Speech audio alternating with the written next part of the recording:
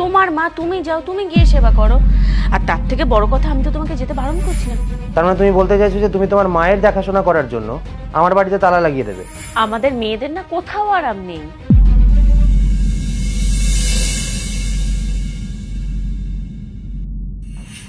পূজা, তুমি আবার বাপের বাড়ি যাচ্ছ? মানে মাসে 10 বার করে বাপের বাড়ি গিয়ে করোটা কি? হ্যাঁ, এই বাড়িটাকে বাড়ি মনে হয় না নাকি?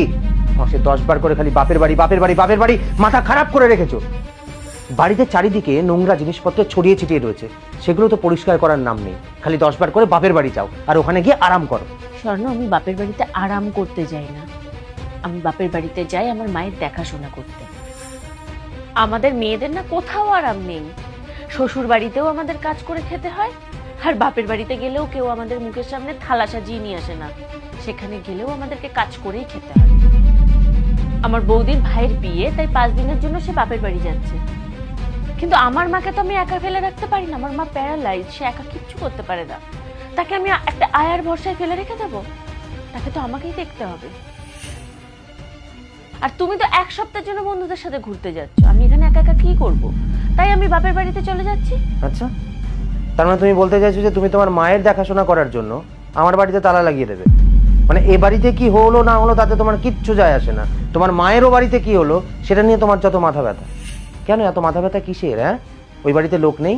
তোমার দাদা, তোমার বৌদি, আরও তো কত লোক রয়েছে। তোমার বিয়ে হয়ে গেছে, হ্যাঁ, বিয়ের পর তোমার এটাই বাড়ি, ও বাড়ির সমস্ত দায়িত্ব পালন করার মতো লোক ও বাড়িতে রয়েছে। শোনো, আমি দেখো তোমার জামা কাপড়ও গুছিয়ে দিচ্ছি, তুমি যাবে, তুমি যাওয়ার পর আমি এই বাড়ি থেকে যাব, আর তুমি আসার আগেই আমি এই বাড়িতে আবার ফেরত চলে আসবো। হ্যাঁ, যাও, চলে যাও, ও বাড়িতেই চলে যাও। আর শোনো, ওই বাড়িতেই থেকে যাও, এই বাড়িতে না আসার আর কোনো দরকার নেই, কারণ এই বাড়িটাকে তো তোমার বাড়িই মনে হয় না।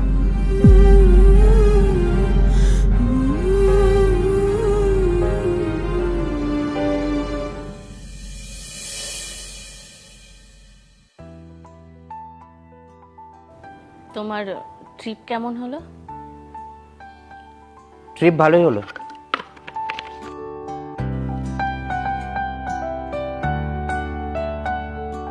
চা বা কফি কিছু বানাই? না না, চা কফি কিছু খাবো না, আমি একটু টায়ার্ড আছি। এখন চা কফি খেলে ঘুমটা নষ্ট হবে, আমি বরং ফ্রেশ হই। স্বর্ণ, বলছি তোমার সাথে আমার কিছু কথা আছে। হ্যাঁ, বলো। আসলে তুমি ট্রিপে যাওয়ার আগে আমার বাপের বাড়ি যাওয়া নিয়ে তোমার আর আমার মধ্যে একটা ঝামেলা হয়েছিল। আসলে সেটা নিয়ে আমি প্রচণ্ড ডিস্টার্ব আছি। দেখো, তুমি তো কখনো আমার মাকে ফোন করে তার একটা খোঁজ খবর নাও না। আর ফোন করা তো দূরের কথা, তুমি কখনো আমার কাছেও জিজ্ঞাসা করো না যে আমার মা কেমন আছে, তাকে কোন ডক্টর দেখছে, ডক্টর কি ওষুধ দিয়েছে, সে টাইম মতন ওষুধ খাচ্ছে কি না, ওষুধ খাওয়ার পর তার কি ইমপ্রুভ হচ্ছে, তার এখন শরীর কেমন আছে। এই ধরনের কোনো কোশ্চেন তো তুমি কখনো আমার কাছে জানতে চাও না।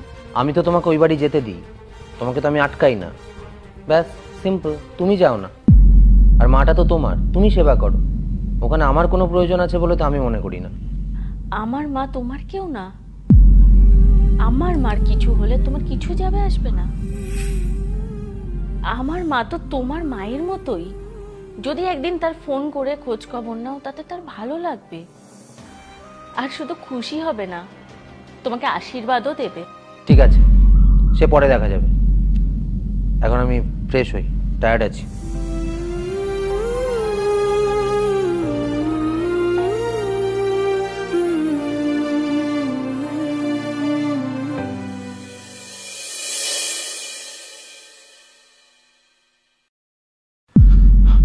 পূজা, এসব ছাড়ো, তাড়াতাড়ি রেডি হয়ে নাও। ওদিকে মা পা স্লিপ করে বাথরুমে পড়ে গিয়ে বুকের হাড়ে চোট পেয়েছে, সে উঠে দাঁড়াতে পর্যন্ত পারছে না। আমাদেরকে এক্ষুনি গ্রামে যেতে হবে, তাড়াতাড়ি চলো। এক কাজ করছি, আমি তোমার জামা কাপড়গুলো গুছিয়ে দিচ্ছি, তুমি চলে যাও। আমি যাব মানে? তুমি যাবে না? শোনো, ওখানে আমি গিয়ে কি করব? তোমার মা, তুমি যাও, তুমি গিয়ে সেবা করো। আর তার থেকে বড় কথা, আমি তো তোমাকে যেতে বারণ করছি না, আমি তো তোমাকে যেতেই দিচ্ছি। আমি তো বলছি তুমি যাও, তুমি গিয়ে মায়ের সেবা যত্ন করে মাকে সুস্থ করে তোলো।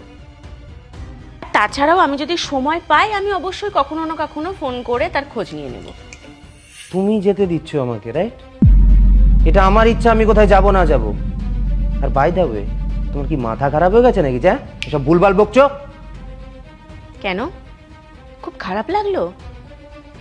স্বর্ণ, মনে পড়ে কিছুদিন আগে তুমিও ঠিক এরকম ব্যবহারটাই করেছিলে যখন আমার মা অসুস্থ হয়েছিল? আমি তো তোমাকে ওই বাড়ি যেতে দিই, তোমাকে তো আমি আটকাই না। আর মাটা তো তোমার, তুমি সেবা করো। ওখানে আমার কোনো প্রয়োজন আছে বলে তো আমি মনে করি না। স্বর্ণ, বিয়ে আমাদের দুজনের মধ্যে হয়েছে, তাহলে দুজনেরই সুখ দুঃখ আমাদের দুজনেরই ভাগাভাগি করে নেওয়া উচিত। আমার বাপের বাড়ির কারোর যদি কোনো সমস্যা হয়, শরীর খারাপ হয়, স্বর্ণ, সেটা তোমার দায়িত্বের মধ্যে পড়ে।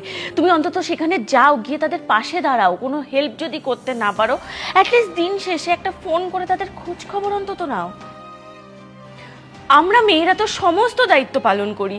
যখন মেয়ে থাকি তখন দায়িত্ব পালন করি, যখন কারোর ঘরের বউ হই বৌমা হিসাবে দায়িত্ব পালন করি, আর যখন কারোর বউ হই বউ হিসাবেও দায়িত্ব পালন করি। কিন্তু তোমাদের জামাইদের কি কোনো দায়িত্ব নেই? যে মেয়েটাকে তুমি বিয়ে করেছো না, তার মা আজ দীর্ঘদিন ধরে বিছানায় অসুস্থ হয়ে পড়ে আছে। তুমি একটা ফোন করে তার খবরও নিতে পারো না। ফোন করা তো দূরের কথা, তুমি আমার কাছেও তো কখনো জিজ্ঞাসা করো না যে তোমার মা কেমন আছে। আমার মা কতটা কষ্ট পায় যে কোনো খুশির অনুষ্ঠান হলে আমার জামাই ঠিক চলে আসে, কিন্তু যখন কোনো সমস্যা চলে আমার জামাইয়ের পাত্তাও পাওয়া যায় না। আমি চাইলে তোমাকে এক্ষুনি মুখের উপর না করে দিতে পারি তোমার গ্রামে যাওয়ার জন্য, কিন্তু আমি সেটা করব না, কারণ আমার মা আমাকে এই শিক্ষাটা দেয়নি। আমি শুধু তোমাকে এটাই বোঝাতে চাইছিলাম যে যখন নিজের সাথে হয় তখন কতটা খারাপ লাগে। আমি শুধু চেয়েছিলাম যে তুমি অন্তত ফিল করো কষ্টটা কতটা হয়। কারণ আমি অতটাও খারাপ মেয়ে নই যে আমি তোমার সাথে তোমার গ্রামের বাড়ি যাব না তোমার এই খারাপ দিনে।